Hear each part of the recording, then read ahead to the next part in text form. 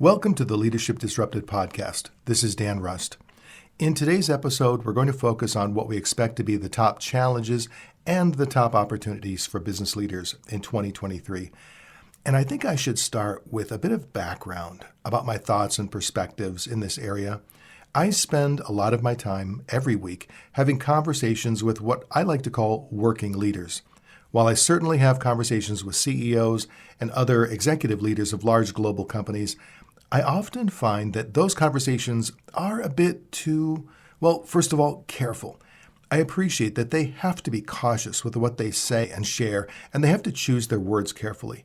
And so for that reason, they tend to talk in broad generalities when what I'm really looking for are the on-the-ground specifics, the situations and stories that I think tend to reveal the deeper truths. High-minded executive speak isn't really my thing. So it isn't a surprise that, once again, I was not invited to the Davos conference in Switzerland this January. This is the World Economic Forum event where government leaders rub shoulders with big business, big philanthropy, big media, and other cultural leaders to, as they say, shape global, regional, and industry agendas for the rest of us. Doesn't that sound great? Each year, business leaders and heads of state give lectures and they speak on panels about topics ranging from gender equality and venture capital to mental health and climate change. The real meetings happen behind closed doors and at private dinners, however. The rich and powerful use the event as a chance to network and hash out their differences out of the public eye. And like I said, this year, once again, my invitation never arrived. So during that same time in January, I had one-on-one conversations with people like the CEO of a $50 million manufacturing company in Ohio, the VP of marketing for a global food distributor, the director of sales for a farm implement dealership, the head of human resources for a large consulting business in the UK, and the CEO of a cryptocurrency startup based in Singapore, and lots of other folks who, again, I like to call working leaders. I have conversations with people like this every week, and it's the best part of my job. I remember having conversations with business leaders a year ago in early 2022, and their big top-of-the-mind concerns were supply chain disruptions, productivity of remote and hybrid workers, when and how and if to transition them back to the office, and of course, retaining top talent was a big issue. This year, most of the working business leaders I speak with think we're going to have a recession, but that's not primarily what they were talking or thinking about. They were not intensely focused on the recession that may happen in the next 12 months. What they were focused on were the big transformations that are going to play out over the next 10 years. How is the employee recruiting and retention landscape changing? How is AI and other technology going to completely transform their business? How are companies going to reconfigure their supply chains to deal with the geopolitical challenges and the need for resiliency that's come up in the wake of the pandemic? Many of them are saying that we recovered from the pandemic and the world has changed permanently in some fundamental ways. So now we have to rethink what we do, or we may not be around 10 years from now. And a big part of the rethinking has to do with employee recruitment, engagement, retention, creating an inclusive work environment where every employee feels seen, known, where every employee feels connected to the mission of the organization and connected to the people they work with, and every employee feels valued for their contributions to the business. Part of achieving this is a continued focus on equality, equity, ESG, but that's not the whole story. We're at an unusual moment in the history of business where companies feel like they have not just permission, but a mandate to rethink the way they do things and to try and make business better for all of us. One of the buzziest topics in my conversations recently with business leaders has been generative AI, and particularly the tool ChatGPT. Microsoft recently announced it's set up to make a multi-billion-dollar investment in the artificial intelligence company OpenAI, which is the parent company of ChatGPT. ChatGPT is technology that is accessible and free to anyone on the web. Type in a request, and it can write legal documents, software, even school essays. If you haven't already, I encourage you to set up a free account, log in, and give it a test drive. Some of the results will make you laugh, some will give you pause, some may even scare you a bit, because ChatGPT is just one of the latest AI technologies that are here to shake things up. We are on the cusp of this extraordinary period that has great, exciting possibilities for things we can do to solve problems and build great businesses. But we also have these massive uncertainties and threats, and ChatGPT and the promise of generative AI is a perfect example of that. Great possibilities, massive uncertainties and threats, and how do we balance these? This is technology with incredible potential to do a lot of good, to make people incredibly more productive, and at the same time, a lot of people are very concerned about the potential for supercharging misinformation, making it very easy for people to create vast amounts of untruthful stuff that they can put out on the internet. People are very worried about its potential in cybersecurity. It makes it very easy to, at the very least, create very convincing phishing emails. And a number of cybersecurity companies have found that they can also use it to write malware. But let me back up just a bit for anyone who might be new to this topic. What exactly is ChatGPT? Well, at its core, it's a chatbot. You type in questions and it generates answers. But it's really unlike any chatbot you may have experienced or interacted with before. It is an interface that OpenAI created. You can sign up for an account for free. You do have to provide them some information about yourself to sign up for an account, and then it allows you to interact with the chatbot, and you can literally ask it anything, and it will respond. And people have been using this not just to sort of have a casual conversation, but to ask it to do specific tasks. People have asked it to write exercise plans, to write poems, screenplays, even novels. People have asked it to design business plans in response to specific business challenges. And also, as I mentioned before, people have asked it to create software, including malware in some cases. But you can ask it to do pretty much anything, and it will take a stab at doing it. It responds with natural language text. Now, some of what it says will not be true. ChatGPT does tend to invent things. That's part of its unique power. So it will sometimes invent information. If you ask it to write your own biography, for instance, there's a very good chance that it will get most things right and then say some things that are not actually true, but impressive nevertheless. So it is definitely not perfect. There are issues, but it's a very powerful technology, and it is much more fluid and fluent in lots of different topics than previous chatbots have been. So on the positive side, I read an interesting book by a couple of marketing executives who had spent months playing around with ChatGPT. And they said it's kind of like, imagine you want to come up with a marketing plan for a new product from your company. Normally, what you might do is you go to a couple of two-year associates and you say, hey, give us 10 ideas for how we could market this product with some operational details and budgets. And they might spend a few weeks and come back and they give you a list of 10 options, and then you really dig in and figure out which of them are not viable and which of them have real potential, and you do your due diligence, etc. What we are saying is ChatGPT can basically do the job of those two-year associates, but do it in 3 seconds. So you get that early work done more quickly, but then you still have to engage to determine, is it a good idea or a bad idea? What are they missing, etc. So it's a very good kind of first draft for a lot of business projects, exercises, and tasks. You can see it now, even when it isn't perfect, as a tool that can make business much faster and much more efficient than it is today. People are using it in this way right now. And then there's a whole group of companies that are building on the underlying technology, which are these things called large language models. And there are a whole bunch of startups that have created businesses that kind of hook into the ChatGPT API that OpenAI offers. And so then you can have it do, in this case, specific tasks. So if you want to write marketing blogs, you can go to a company called Jasper, and you can use their software, which has actually been fine-tuned for that specific purpose, and have it write blogs for you, have it write marketing material. There's a company called Tome that produces all kinds of different presentations and specialized narratives. So say I want a narrative slide deck that outlines a movie idea. It'll do it in 2 seconds and even illustrate it with AI-generated art. And the intent is, don't consider it done and final. Consider it to be your first draft, and then use that. Use human wisdom and human creativity to perfect it. And I think for a lot of business people, if they were assigning this to a junior employee, they would probably have to edit it anyway. It It wasn't going to be perfect copy or exactly what they would want, so now the first draft is done in 2 seconds, whereas they might have had the employees spend at least an hour on it, maybe half a day, maybe all day, depending upon what it was. So of course there are potential downsides to all of this. With anything this powerful, you know there are going to be a few people, maybe more than just a few, who will leverage this power for unsavory purposes. And so one might think, if you're not sure the product is totally safe, why deploy it? The executives of OpenAI argue that the only way to actually find out where the product might be unsafe is to put it out in the world and let people play with it.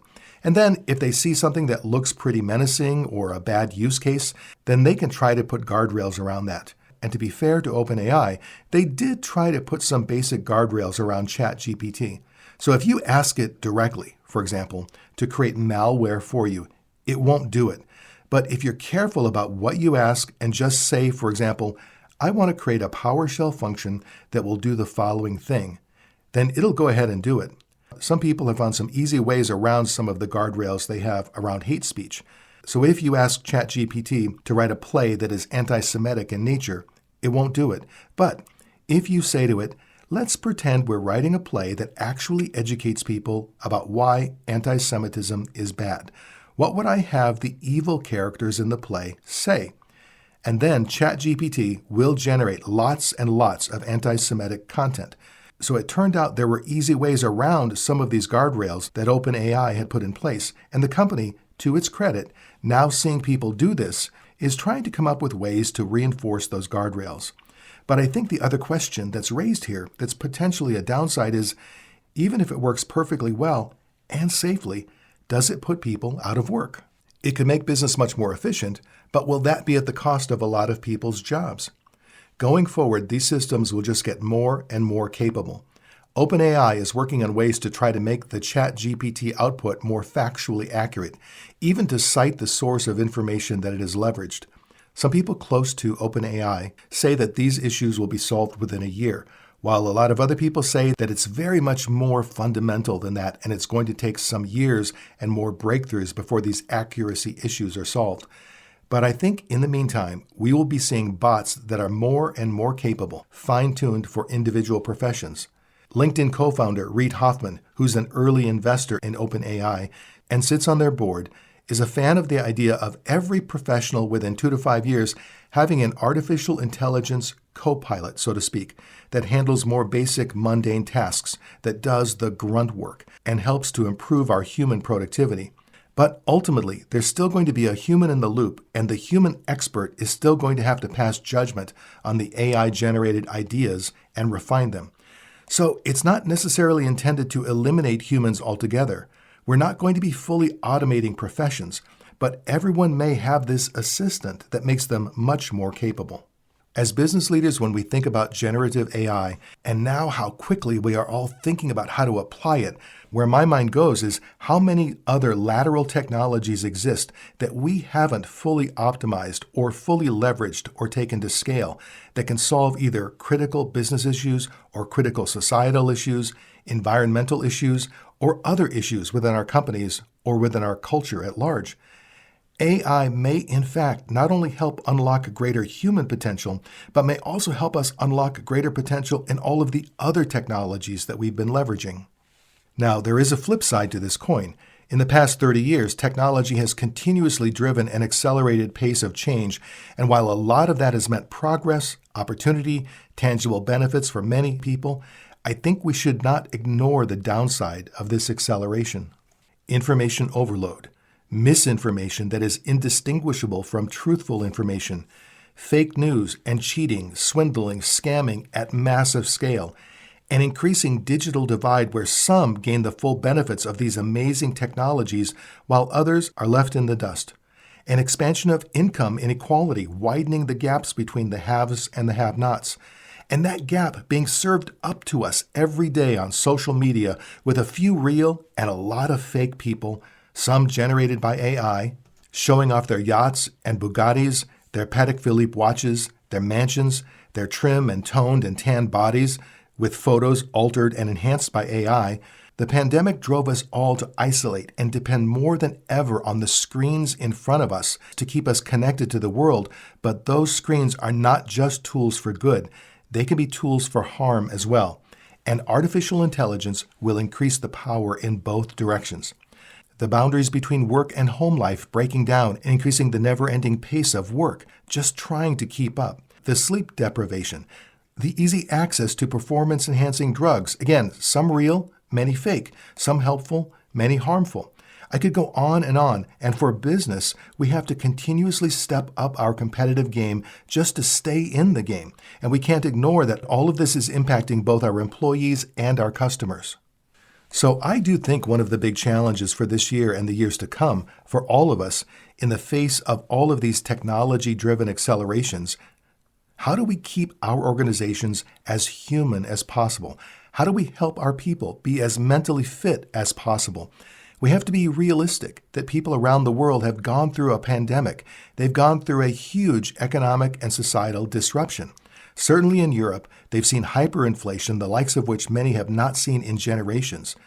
Our cultures are eroding because we have virtual work, hybrid work, and other whole new ways of working. I think the question for us as leaders is in the context of all of that. Maybe now people are thinking they will be replaced by a ChatGPT algorithm. How do they understand and make sense of all of this? How do we make sense of it for them? And how do we build cultures that can actually last and be successful?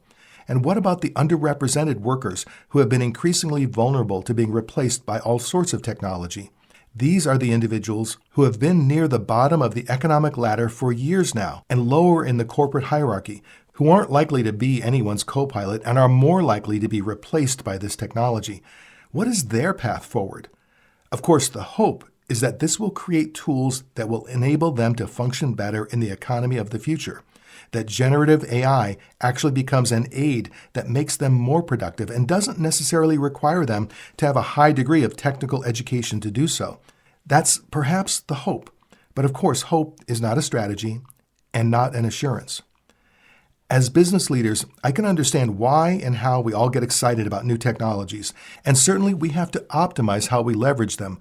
But I think it's also possible that the real and sustainable competitive advantage for many businesses will come from people tapping into their insights about humans, human beings, and their values. The opportunity is to embrace the challenge that every company needs to make itself relevant to the next generation of consumers, customers, and clients. But how do you grab that opportunity? It's about human insights. I mean, for all the technology that's out there, the underlying core human values are pretty universal and pretty unchanging. We keep thinking the world is profoundly different, and we have some profound challenges that I'm sure we'll focus on addressing. The opportunity is to make our business relevant for the next generation while solving the societal challenges that the sheer scale of our population and our economic activity is throwing off. Can we hope for a future where we have both more and better technology and more humanity all at the same time? Can we realize the potential of pairing great people with innovative technologies? It doesn't have to be about replacing one with the other. It can mean allowing people to free up more of their time to do what humans do best. The technology can be an enabler for great people to use their creativity, their complex judgment and decision-making skills, but at the same time, I think we have to recognize that getting this right definitely requires a new kind of corporate leadership. In short, this means out with the autocratic, all-knowing CEO sitting in the corner office and in with those who bring vulnerability, humility, human insight. And this is easy to say, of course, and hard to do, but those are leadership attributes critical to unlocking the creative talents of the workforce in such a dynamic economy. When you're trying to get a group of creative people to solve a problem, it is very different than simply giving orders and telling them what to do. It requires a brand of leadership that places a premium on instilling values, instilling principles, and empowering people to be able to make those judgments on or near the front line instead of waiting for some checklist or waiting for some prescriptive order from corporate that spells out exactly how each of those decisions need to be made.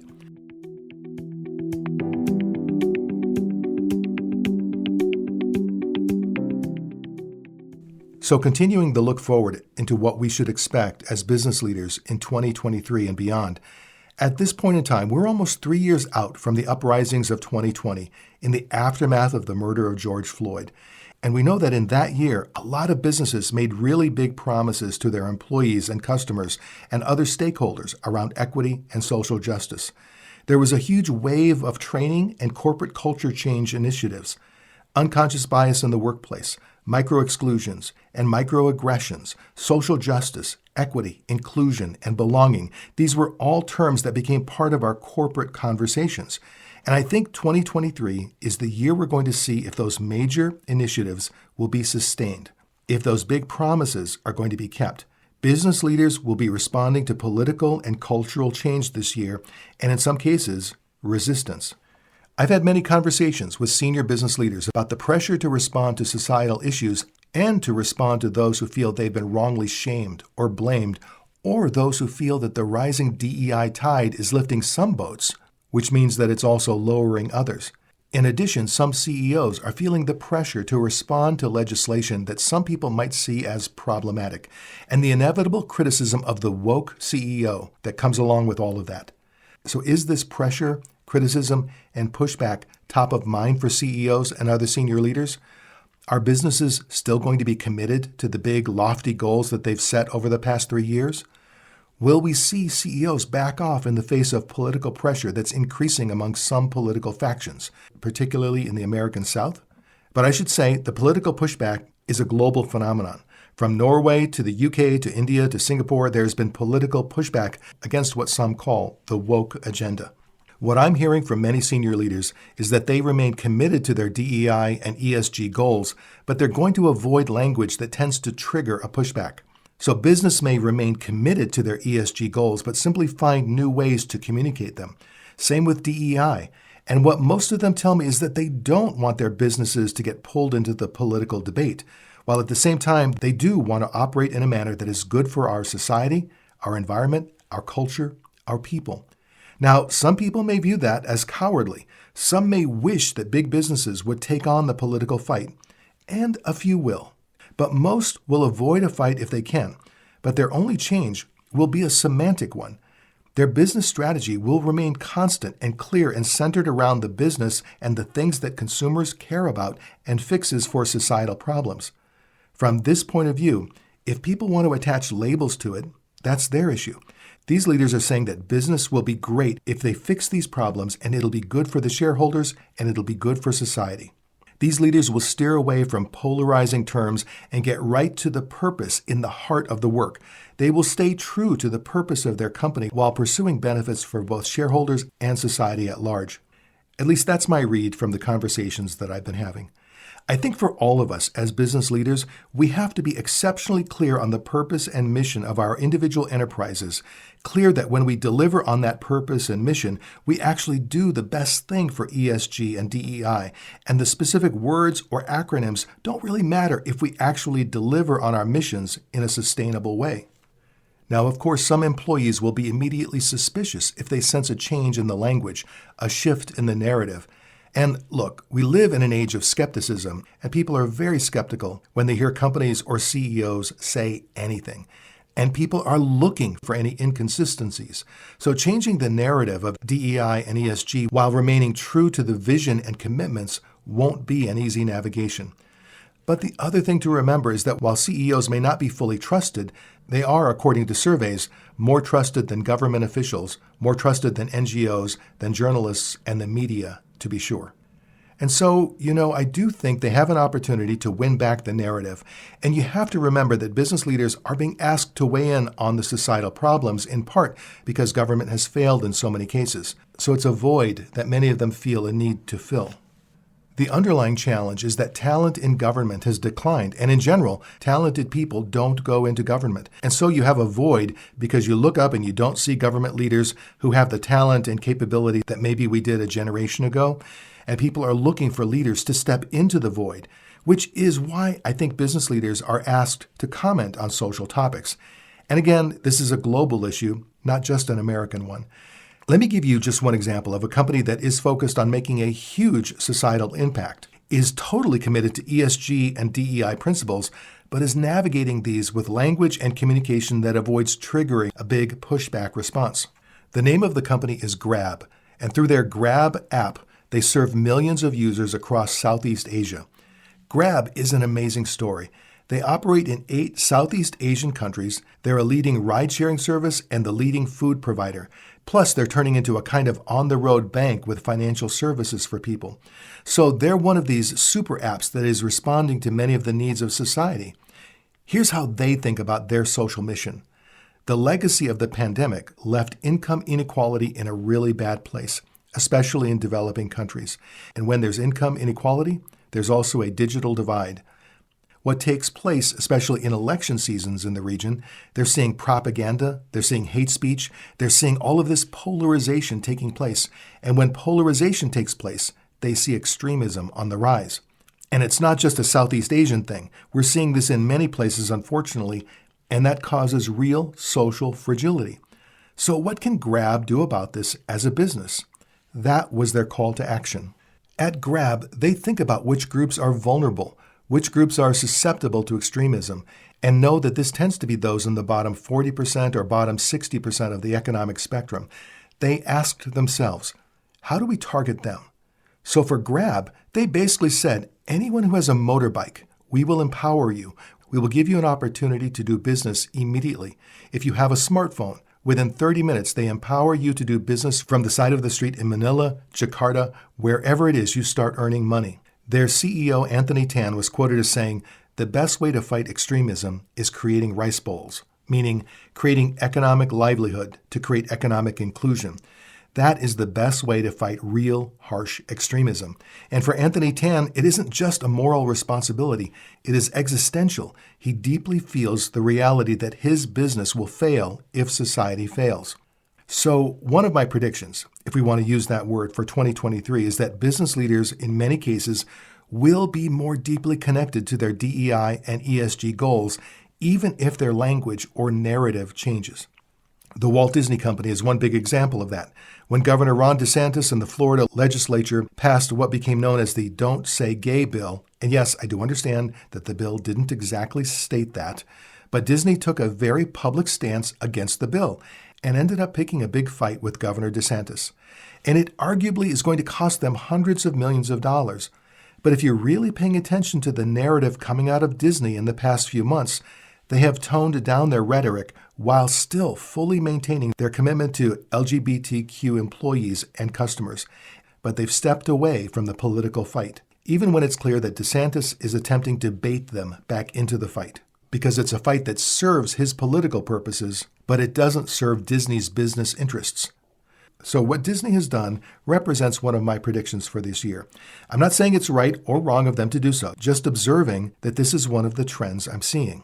Also in 2023, I really think the economic recession will compel some companies to wobble seriously on their inclusion commitments, including canceling initiatives and laying off talent in cases of entertainment industry giants like HBO and Netflix, and even eliminating teams responsible for diversity projects. And we've already seen that starting to happen. Expect a number of shareholder challenges to follow on this. But on the flip side, I think we will see an uptick in diversity in the professional services supply chain, which I think is going to be really important for wealth building. Plus, I see an uptick in agro-tech investments across Africa, which is going to be really important in the aftermath of food insecurity triggered by the war in Ukraine. And I do expect political posturing around ESG to continue, but I expect that the big players will not blink.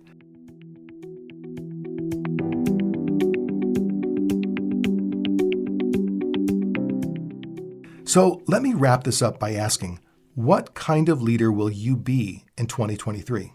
Given all the dynamics we've talked about here in the past 30 minutes or so, staying current with the latest leadership trends and best practices is essential for founders, CEOs, and leaders at all levels looking to inspire, to support, and to enable their teams and organizations towards success.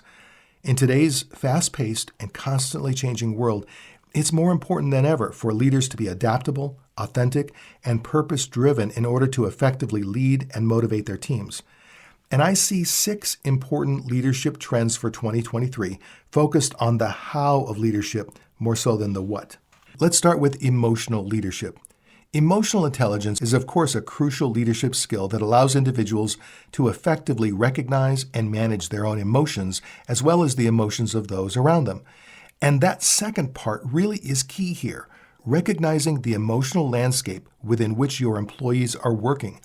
If you aren't tapped into what they are feeling, whether it's optimism or paranoia or joy or fear or confidence or uncertainty or any combination of these and other emotions, by cultivating your emotional intelligence and your emotional awareness of others around you, you can strengthen your leadership communication skills, build deeper relationships, and cultivate a positive and productive work environment.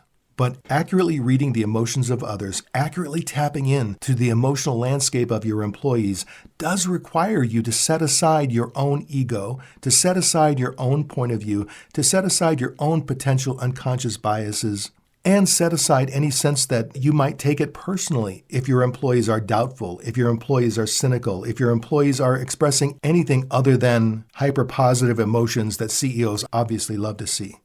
The second trend is authentic leadership. Authenticity is so much more than just not lying to people. Leadership authenticity compels you to be genuine and true to yourself and others. By being authentic, you can establish trust and credibility with your team, create a more positive and inclusive work environment.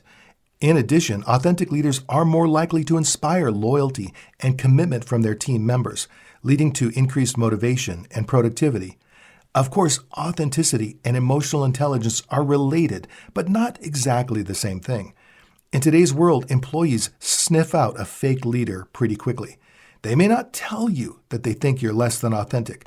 They'll just sit with that point of view and it will color every interaction you have with them. So, be humble, be real, be true to yourself and to others. The third trend, the rising importance of inclusive and collaborative leadership. As I've already been saying, a deep understanding of and appreciation for the importance of diversity, equity, and inclusion are essential qualities for any modern organizational leader looking to thrive, especially in today's globalized world. Being an inclusive leader is more than just diversifying your team. It's creating a sense of belonging for each and every team member. By fostering an inclusive culture, leaders can tap into the unique perspectives and ideas of their team members, leading to increased creativity and innovation and collaboration. Collaborative leadership, or the act of working together with others to achieve a common goal, can lead to improved outcomes and increased innovation. By encouraging collaboration and inclusion among team members, leaders can tap into the unique perspectives and ideas of their entire team, leading to more creative solutions and a stronger sense of shared ownership and responsibility. Inclusive and collaborative leadership can also foster a sense of community and belonging within the organization, leading to increased motivation and engagement among team members. Trend number 4, flexible and agile leadership. The COVID-19 pandemic has fundamentally changed the way we work, with many organizations now embracing remote work and flexible scheduling with a goal to improve work-life balance for their team members, potentially attracting top talent from a wider geographic area. The flexible leader recognizes that their team members have full and meaningful lives outside of work, and that by providing autonomy and flexibility, they can demonstrate their trust and respect in each team member. Agile leadership is closely related to flexible leadership, but not exactly the same thing. Agile leaders possess the ability to adapt and respond quickly to change, viewing challenges as opportunities to learn and grow rather than obstacles to overcome. The agile leader can effectively navigate change and help their team members do the same. Agile leadership is critical in dynamic workplaces and can lead to more productive, creative, innovative, and adaptable teams. Leadership trend number 5, healthy and mindful leadership. Self-care is an essential leadership skill that is more important than ever with today's nonstop hustle culture and business pressures. With the increase in remote work and the added stress of the COVID-19 pandemic, it is crucial for leaders to prioritize their own well-being in order to effectively show up for their teams and organizations.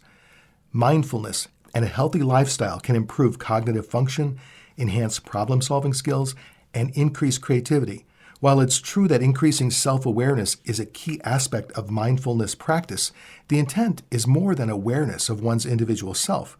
The intention is to cultivate a wider and more inclusive perspective, aspiring to loosen concern about oneself and expand beyond our narrow personal point of view. By incorporating mindfulness and health practices into their leadership style, leaders can improve their own well-being and create a more positive and productive work environment for their team. The healthy and mindful leader has the ability to stay present and focused, allowing them to drive towards success and stay ahead of the competition. And finally, trend number 6, purpose-driven, culture-focused leadership. Leaders who manage with a clear sense of purpose and meaning can motivate their team to work towards a shared vision and mission while also promoting the values, culture, and goals of the organization. The purpose-driven leader understands their own intrinsic motivators as well as that of each team member and finds ways to connect the work to the things that matter most. Leaders who center purpose at the core of their approach create meaningful working environments, cultures that motivate and retain employees. Culture is fundamentally the way people behave when you're not watching them, the hidden patterns that exist in people's behaviors and their interactions, the beliefs that people in the organization hold about their roles. Culture develops as a result of leadership, the history of the organization, the market or sector in which the organization belongs, the people within the organization. However, culture is rarely curated with intention. Organizational culture is rarely consciously aligned around an organization's mission or purpose. But in 2023, it will become more important than ever to have an intentional culture continuously aligned with your organization's values, beliefs, and behaviors in support of the business strategy. Organizations that are purposeful about this culture strategy dynamic will routinely outperform their competition that lack focus in this area. So all of those 6 trends, that's a lot to try to internalize in terms of leadership. So where does one start? Well, although there are 6 distinct trends or approaches, each one links to the others, so improvement in any of these areas will have a positive impact on the others. So start anywhere, but do start. By embracing these 6 trends and incorporating them into your leadership style, you can improve communication and relationships, create a more positive and inclusive work environment, navigate change more effectively, and inspire your team members to work toward a shared vision and mission. And if you're struggling right now to remember all 6 of those trends, just check out the podcast show notes, and I'll include those details there. Okay, that is all for today. Whatever podcast app you're using to listen to this program, obviously I hope you'll like and share and subscribe to this podcast to be notified when new episodes get posted every Tuesday. In future shows, I'm going to invite working leaders who have practical, real-world advice to share, and of course, I invite your questions and comments, which will also guide the direction of future shows. And so with that, thank you for listening to Leadership Disrupted.